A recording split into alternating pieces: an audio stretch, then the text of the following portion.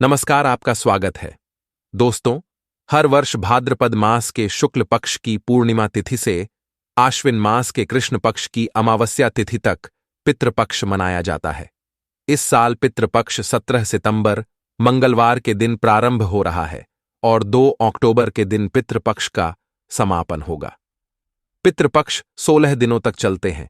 इस दौरान मनुष्य को पितरों की संतुष्टि के लिए उपाय अवश्य करने चाहिए। जो भी पूरी श्रद्धा से अपने पितरों की मुक्ति की कामना करता है, उसके पितृ उसे सुख समृद्धि का आशीर्वाद प्रदान करते हैं। हमारी संस्कृति में पूर्वजों का आशीर्वाद प्राप्त करना बहुत ही आवश्यक होता है। पितरों के आशीर्वाद के बिना मनुष्य का कोई भी कार्य सफल नहीं होता है। जो पितरों का श्राद्ध नहीं करता है, उसका कुल नष्ट हो जाता है, और जो अपने पितरों का श्राद्ध तथा तर्पण करता है, वह संसार के सभी सुखों को प्राप्त करता है। भगवान विष्णु से वरदान प्राप्त करके मनुष्य के सभी पूर्वज पितृपक्ष के दौरान उन्हें आशीर्वाद प्रदान करने हेतु पृथ्वी पर आते हैं। वे अपने प्रियजनों द्वारा सम्मान प्राप्त करके बहुत आनंदित होते हैं तथा उनके द्वारा बनाए गए भोजन से संतुष्ट होकर समस्त पितृगण अपने प्रियजनों को आशीर्वाद देकर पुनः पितृलोक में लौट जाते हैं। किंतु यदि कोई मनुष्य पितृपक्ष के दौरान अपने पितरों का आदर सत्कार नहीं करता है, उन्हें भोग नहीं चढ़ाता है और उसके पितृ रुष्ट होकर ही लौट जाते हैं, इससे मनुष्य को पितृदोष लगता है और पितृदोष के कारण मनुष्य को भयंकर दुखों का सामना करना पड़ता है। गरुड़ पुराण के अनुसार किसी तीर्थ स्थान पर पितरों के तर्पण और श्राद्ध का विशेष महत्व होता है। ऐसी मान्यता है कि गया और बद्रीनाथ या प्रयाग में श्राद्ध करने से पितरों को मोक्ष की प्राप्ति होती है। इसके अलावा जिन लोगों को विशेष स्थान पर श्राद्ध करना संभव नहीं है, वह घर के किसी भी पवित्र स्थान पर कर सकते हैं। लेकिन ध्यान रहे, पितरों का श्राद्ध शाम के समय अथवा रात्रि के समय कभी नहीं करना चाहिए। पितरों का आवाहन और पूजा केवल दिन में करनी चाहिए। रात्रि में आवाहन करने में नकारात्मक शक्तियां घर में प्रवेश कर सकती है, अथवा जो पितृप्रेत योनि में होते हैं वे घर में प्रवेश कर सकते हैं, जिससे घर में दुर्घटनाएं होने लगती हैं। दोस्तों, अगर आप इस चैनल पर नए हैं तो इसे सब्सक्राइब जरूर करें, कमेंट में जय श्री कृष्ण अवश्य लिखें, साथ ही वीडियो को लाइक जरूर करें। आइए जान लेते हैं गरुड़ पुराण के अनुसार मनुष्य को अपने पितरों को प्रसन्न करने के लिए कौन से महत्वपूर्ण उपाय करने चाहिए। सबसे पहला उपाय, पितृपक्ष के दिनों में लोग मृत आत्माओं का आवाहन करते हैं, जिस कारण से पितरों के साथ अन्य प्रेत आत्माएं भी घर में प्रवेश करने का प्रयास करती है। ये प्रेत आत्माएं घर में भयंकर शोक की स्थिति निर्माण कर सकती है। इसीलिए पितृपक्ष में अपने घर के मुख्य द्वार के सामने जल का छिड़काव करे। इससे पितृगण अत्यंत संतुष्ट होते हैं और नकारात्मक शक्तियां घर में प्रवेश नहीं कर पाएंगी। दूसरा उपाय, पितृपक्ष में पितरों की संतुष्टि के लिए भोजन बनाया जाता है, लेकिन कुछ लोग इस भोजन को केवल पितरों की तस्वीर के सामने रख देते हैं।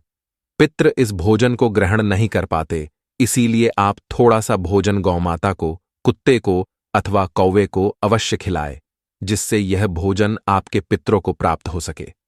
तीसरा उपाय, पितृपक्ष में पितरों को प्रसन्न करने के लिए उनकी तस्वीर के सामने शुद्ध घी का दीपक अवश्य जलाए और अपनी भूल के लिए क्षमा मांगकर उनका आवाहन करे।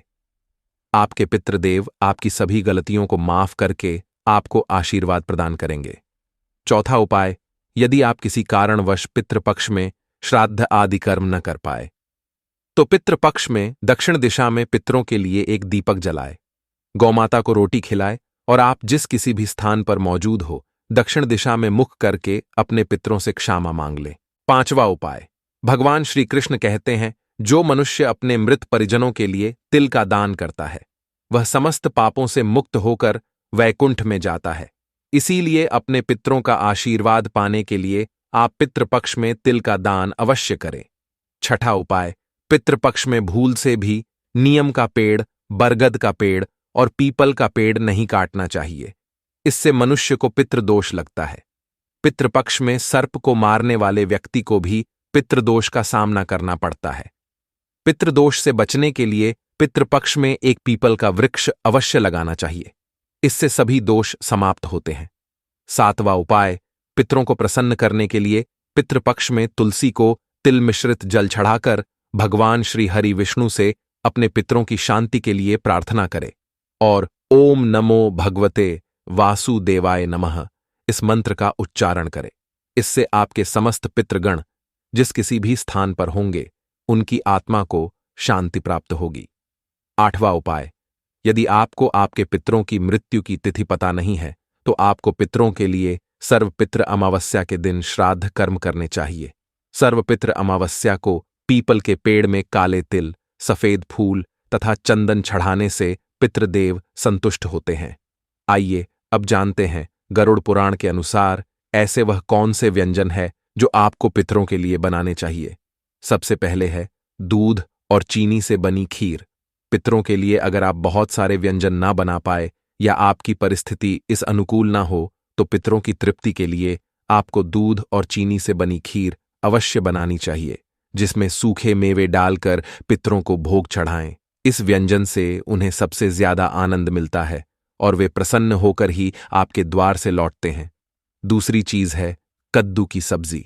गरुड़ पुराण के अनुसार कद्दू की सब्जी पितरों को अधिक प्रिय होती है। कद्दू को सात्विक व्यंजन माना जाता है जो श्राद्ध और प्रसाद में अक्सर परोसा जाता है।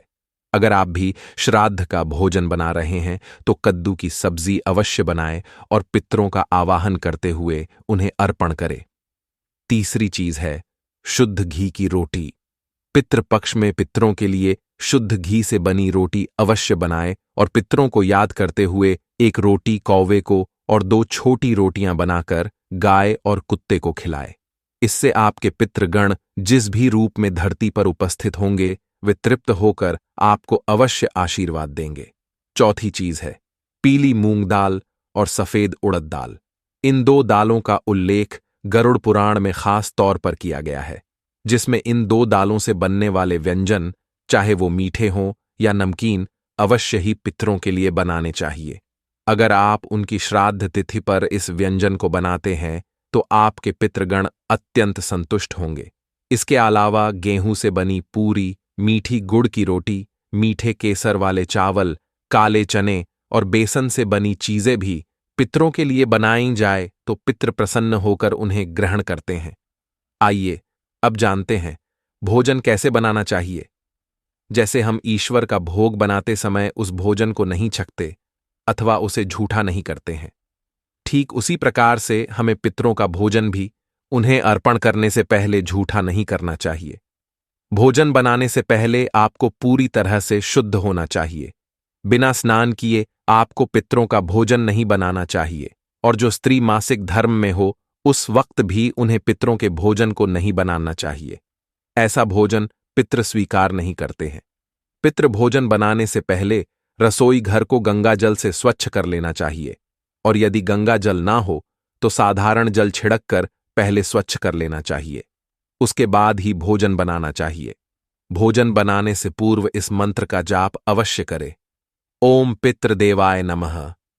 आइए अब जानते हैं पितरों को किस प्रकार का भोजन नहीं चढ़ाना चाहिए। सबसे पहली बात, कई लोग मानते हैं कि उनके पितरों को मांसाहार भोजन पसंद था तो उन्हें पितृ श्राद्ध पर मांसाहार बनाकर खिलाना चाहिए, किंतु ऐसा करना अनिष्टकारक हो सकता है। जब आपके पूर्वज पितृलोक में प्रवेश करते हैं तो उनका भोजन सात्विक बन जाता है। इसीलिए पितरों के लिए केवल सात्विक भोजन ही बनाएं। तामसिक व्यंजन जैसे प्याज, अदरक और लहसुन आदि का प्रयोग भी श्राद्ध भोजन में नहीं करना चाहिए। ऐसा भोजन पितृदेव स्वीकार नहीं करते हैं। पितृपक्ष के दौरान कभी किसी बुजुर्ग का अपमान नहीं करना चाहिए, इससे हमारे पितृ रूठ जाते हैं और हम उनके आशीर्वाद से वंचित रह जाते हैं। पितृपक्ष में अपने बड़े बुजुर्गों को सम्मान देना चाहिए, उनके हाथों से दान धर्म करना चाहिए। ऐसा करने पर मनुष्य को श्रेष्ठ फलों की प्राप्ति होती है। तो आइए अब जानते हैं पितृपक्ष में कौन से कार्य नहीं करने चाहिए। सबसे पहली बात, शास्त्रों के अनुसार पितृपक्ष में पितृदेवता घर पर किसी भी रूप में पधार सकते हैं। इसलिए घर के द्वार पर आए किसी भी पशु या व्यक्ति का अपमान नहीं करना चाहिए। दहलीज पर आने पर किसी भी शख्स को भोजन कराएं और आदर करें। खासकर यदि घर के द्वार पर कोई गौमाता अथवा कोई कुत्ता आता है तो उसे कभी धुतकारना नहीं चाहिए, बल्कि उनका सम्मान करके उन्हें रोटी अवश्य खिलानी चाहिए। दूसरी बात है, पितृपक्ष के दौरान चना दाल, सरसों का साग, मांस और लहसुन प्याज आदि चीजों का सेवन नहीं करना चाहिए, अन्यथा आपके पितृदेव आपसे रुष्ट हो जाते हैं। पितृपक्ष में केवल सात्विक आहार ही ग्रहण करे और अपने पितरों को भी सात्विक आहार का भोग चढ़ाए। तीसरी बात है, गरुड़ पुराण के अनुसार किसी तीर्थ स्थान पर पितरों के तर्पण और श्राद्ध का विशेष महत्व होता है। ऐसी मान्यता है कि गया और बद्रीनाथ या प्रयाग में श्राद्ध करने से पितरों को मोक्ष की प्राप्ति होती है। इसके अलावा जिन लोगों को विशेष स्थान पर श्राद्ध करना संभव नहीं है, वह घर के किसी भी पवित्र स्थान पर कर सकते हैं। लेकिन ध्यान रहे, पितरों का श्राद्ध शाम के समय अथवा रात्रि के समय कभी नहीं करना चाहिए। पितरों का आवाहन और पूजा केवल दिन में करनी चाहिए। रात्रि में आवाहन करने में नकारात्मक शक्तियां घर में प्रवेश कर सकती है, अथवा जो पितृ प्रेत योनि में होते हैं वे घर में प्रवेश कर सकते हैं, जिससे घर में दुर्घटनाएं होने लगती हैं। चौथी बात, पितृपक्ष में कर्मकांड करने वाले व्यक्ति को बाल और नाखून काटने की मनाही होती है। इसके अलावा उसे दाढ़ी भी नहीं कटवानी चाहिए। पांचवी बात है, पितृपक्ष के दौरान कभी किसी बुजुर्ग का अपमान नहीं करना चाहिए। इससे हमारे पितृ रूठ जाते हैं और हम उनके आशीर्वाद से वंचित रह जाते हैं। पितृपक्ष में अपने बड़े बुजुर्गों को सम्मान देना चाहिए, उनके हाथों से दान धर्म करना चाहिए। ऐसा करने पर मनुष्य को श्रेष्ठ फलों की प्राप्ति होती है। छठी बात है, जो व्यक्ति पितरों का श्राद्ध करता है अथवा पितरों की पूजा करता है, उसे भूल से भी उस दिन व्यसन नहीं करना चाहिए, अर्थात शराब आदि नशे से दूर रहकर ही पितरों की पूजा करनी चाहिए। नशे की अवस्था में पितरों का श्राद्ध करने पर पितृदेव हमसे रुष्ट हो जाते हैं और आशीर्वाद दिए बिना ही लौट जाते हैं।